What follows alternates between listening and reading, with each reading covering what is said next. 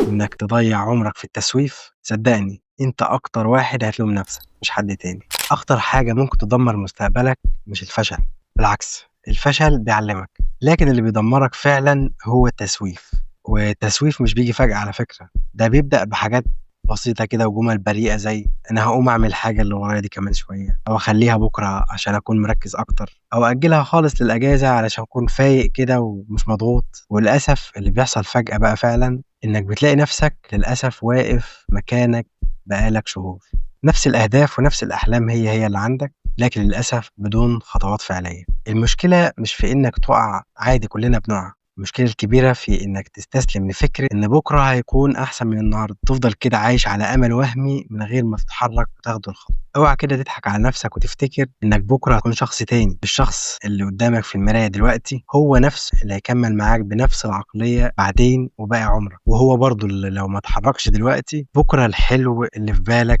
عمره ما هييجي أبدًا. صدّقني أهم حاجة لازم تتعلمها هي إنك تبدأ وتستمر. الاستمرارية مش معناها إنك هتشتغل على الحاجة اللي هتفيدك 10 ساعات يوميًا، بالعكس دي ممكن بس تكون ربع ساعة بس ثابتة في يومك. متخيل بعد 6 شهور مثلًا اللي بيعدّوا بسرعة عشان ما تفتكرش إن ال6 شهور دي مدى طويل، متخيل كمية التغيير اللي ممكن تحصل لك بسبب الربع ساعة دي؟ صدّقني لو التزمت بس بخطوة صغيرة لمدة 6 شهور بس، حرفيًا ال6 شهور دول ممكن يغيّروا حياتك كلّها، وهتلاقي نفسك أفضل بكتير. فلو محتاج تأجّل أي حاجة، أجّل، بس أجّل الحاجات اللي ما لهاش لازمة ومضيّعة وقتك. دايمًا دَوّر في يومك في الحاجة المهمة والمفيدة، واركن كل اللي مضيّع وقتك، علشان إنك تضيّع عمرك في التسويف، صدّقني أنت أكتر واحد هتلوم نفسك مش حد تاني.